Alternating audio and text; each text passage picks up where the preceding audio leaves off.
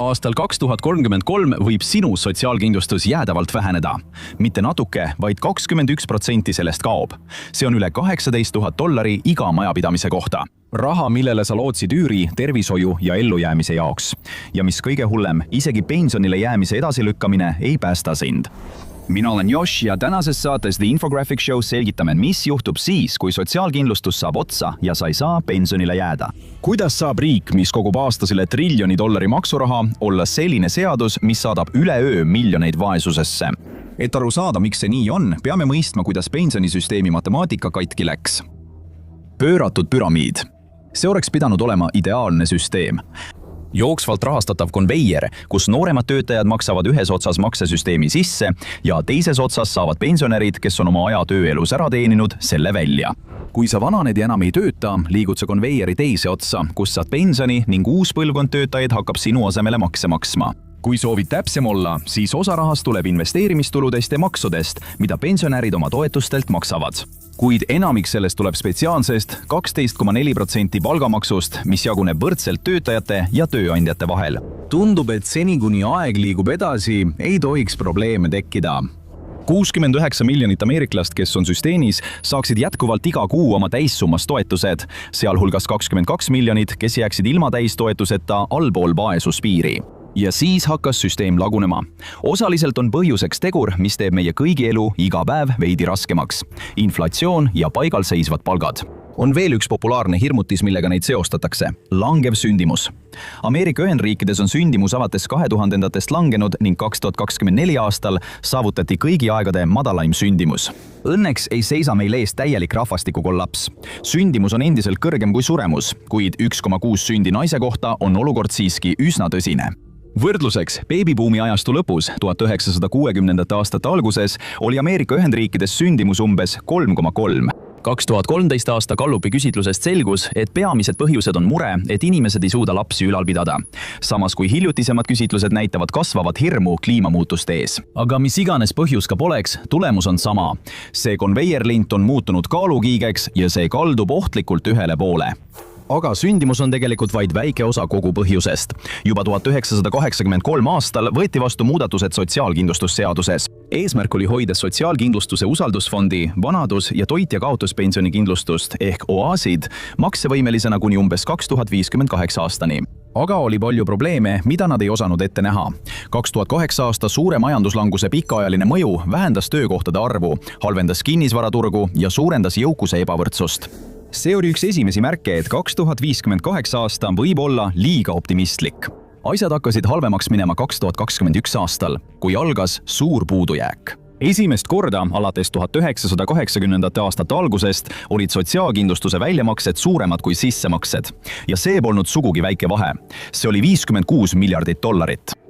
Täpselt nagu ootamatu kulu paar nädalat enne palgapäeva sunnib sind oma säästudest võtma, on ka sotsiaalkindlustusel oma säästukonto, reserv või usaldusfond. Ja täpselt nagu sinu säästudega, kui see fond kord tühjaks saab, siis ongi see lõplikult tühi. Probleem on selles, et see saab otsa kiiremini, kui keegi oodata oskas. Kindlasti on lahendus see, et millennialid hakkaksid rohkem lapsi saama, eks? Ei, see ei ole nii. Ekspertide nagu Nancy Altman, kes on organisatsiooni Social Security Works president, sõnul ei ole rahvastiku erinevus sotsiaalkindlustuse jaoks kaugeltki nii suur probleem kui varanduslik ebavõrdsus. Lõppude lõpuks, kui makstakse 6,2% palgamaksu, siis mida madalam on Ameerika töötajate keskmine palk, seda väiksem on nende ühine panus sotsiaalkindlustusse. Ja kui sa arvad, et kindlasti kaetakse see vahe siis, kui miljonärid ja miljardärid maksavad oma palgamaksu.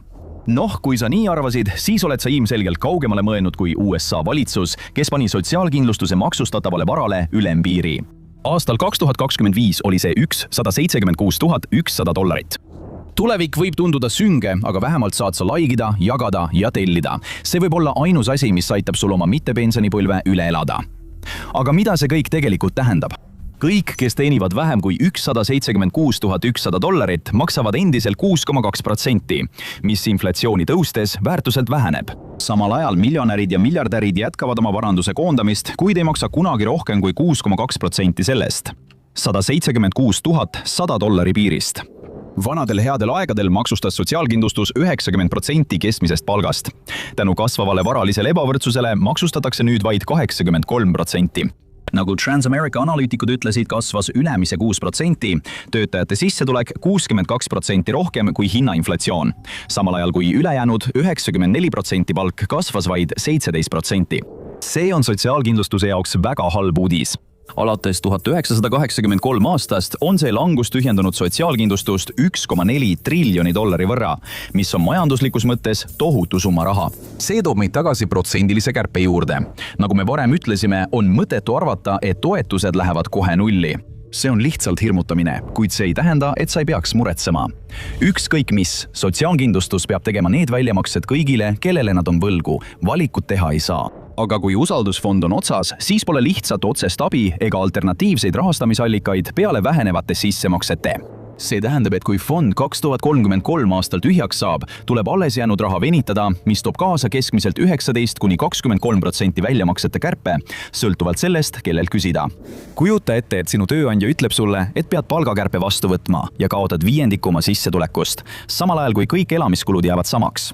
See on püssitoru, mille otsa Ameerika pensionärid praegu vaatavad. Valitsus vinnastab praegu kukke.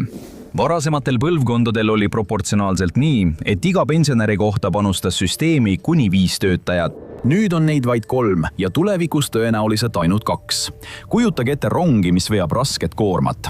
Rong ja selle vedurid on töötajad, koorem aga pensionärid. 5 vedurit veavad rasket koormat kergesti. Kui vedureid on vaid 2 ja koorem raskem kui kunagi varem, tekib küsimus, kui kaua see rong üldse vastu peab. Pensionile jäämise edasilükkamine, kuni oled veelgi vanem, võib tunduda lahendusena. Sa kogud rohkem sääste, jagad oma makseid ülejäänud aastate peale ja vähendad pensionäride arvu. Kõik justkui võidavad, eks. Aga siin on üks probleem. Sa oled lihtsalt järjekordne telliskivi bioloogilises müüris. Oled kuulnud seda klassikalist nõuannet, mida iga niinimetatud finantskuru ütleb.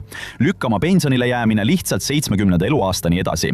Kõige varem saad alustada sotsiaalkindlustushüvitiste taotlemist 62-aastaselt, kuid sinu hüvitis oleks umbes 30% väiksem kui siis, kui ootaksid täispensioniikka 67-aastaselt. Kui ootad veel kauem, kuni 70. eluaastani on sinu hüvitis täpselt 24% suurem kui siis, kui jääksid pensionile 67-aastaselt. See on veenev mõte. Nii palju, et CNBC on teatanud, et umbes 70% ameeriklastest on kaalunud pensionile jäämise edasilükkamist. Kuid kuigi see mõte on mõistlik, ei tähenda see, et sinu keha oleks selleks valmis. 2025 aasta uuringu kohaselt on terviseprobleemid peamine põhjus, miks peaaegu 56% Ameerika Ühendriikide keskealistest töötajatest jääb pensionile varem, kui nad olid plaaninud. Need terviseprobleemid süvenevad ainult vanusega. Isegi kui sa plaanid majanduslikel põhjustel hiljem pensionile jääda, ei tähenda see, et su keha peab vastu või et sa ei puutu kokku vanuselisest diskrimineerimisest tingitud olukorraga, kus tööandjad kõhkevad palkamast kedagi, kes on juba 60-ndate lõpus. See on eriti keeruline olukord inimestele, kes teevad füüsiliselt rasket tööd. Nemad teenivad tavaliselt vähem ja seetõttu võidaksid pensionile jäämise edasilükkamisest rohkem, kuid neil on väiksem tõenäosus seda teha, sest töönõudmised ja selle mõju kehale on liiga suured. Nagu Teresa Gilarducci, majanduse ja poliitikaanalüüsi professor New School for Social Researchist karmilt ütleb, tööturg ei taha sind alati siis, kui sina tööturgu vajad. Ja muidugi on veel see teine, palju masendavam põhjus, miks hiline pensionile jäämine on nagu hunt lambanahas. Lõplik bioloogiline piir – surm. Kuigi Ameerikast eluiga on praegu kõrgem kui kunagi varem, ei jäta see sulle siiski eriti head numbrid, kui surm uksele koputab. Kui sul õnnestub elada 70-aastaseks, näitavad andmed, et keskmine mees elab veel peaaegu 14 aastat. Naine elab veel 16 aastat. See tähendab, et isegi kui sa lükkad pensionile jäämise 70. eluaastani, pead sa need säästud venitama välja 1,5 aastakümne peale kasvavate meditsiinikuludega, enne kui neist saab pärandus. See käivitab selle, mida meile meeldib nimetada allakäiguspiraaliks. Kõige süngeim tulemus, kui sa pole rahaliselt võimeline pensionile jääma, aga füüsiliselt pole enam võimalik tööd teha. See vähene raha, mis sul on, satub otsesesse vastasseisu kõigi vananemisega kaasnevate kasvavate kuludega. Alates tervisest kuni koduhoolduseni, see on nagu koletis, kes sööb sind aeglaselt altpoolt ülespoole. Sa tead, et see toimub, aga sa ei saa peaaegu midagi teha. See kõik võib kõlada, nagu oleksime sattumas õudusunenäkku, aga ei. Tegelikult ärkame mõnusast ja hubasest uinakust külma ja karmi reaalsusse. Pensioni lõpp ei ole süsteemi viga. See muudab seda, kuidas sa peaksid praegu oma rahale mõtlema. Suurem osa inimkonna ajaloost meid on rakkes hoitud nagu hobuseid, kuni kokku kukkusime. Sotsiaalne turvavõrk, mis tagab eakatele turvalisuse, on eksisteerinud vaid viimase sajandi jooksul. Kuid aastaks 2033 see võrk laguneb. Ja mille poole me siis kukume? Kui 21% Social Security kärbe vähendab su sissetulekut ja su keha ei suuda enam seda vahet täita, siis muutub ülioluliseks, kuhu sa oma alles jäänud raha paigutad. Sest kõige halvem koht, kuhu sa praegu oma raha jätta saad, on täpselt see, kuhu pangad tahavad, et sa selle jätaksid. Tahad teada, miks see õudusunenägu toimub ja kuidas sa võiksid sellest eluga välja tulla? Siis pead sa vaatama. Sa oled tunnistajaks Ameerika kapitalismi surmale, ise seda teadmata, sest sinu rahaline tulevik sõltub sellest. Või klõpsa hoopis sellele videole.